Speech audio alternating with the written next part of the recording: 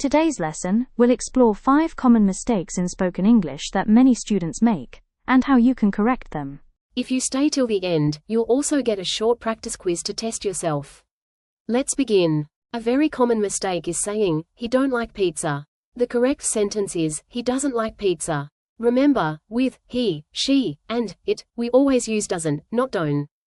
Many learners say, this is more better than that. But the word better already means more good. So the correct way is, this is better than that. Some people say, yesterday night I watched a movie. But in English, we say, last night I watched a movie.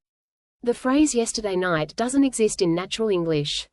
Another mistake, I am married with her. The correct sentence is, I am married to her.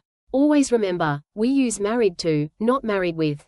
Many learners confuse a and the. For example, I saw a sun in the sky. This is incorrect because there is only one sun. The correct sentence is, I saw the sun in the sky. Use the when you are talking about something unique or specific. Now it's your turn. I'll give you 3 sentences. You tell me in the comments if they are correct or incorrect. Write your answers below. I'll reply and let you know if you got them right. Great job! Today you learned 5 common mistakes in English and how to correct them.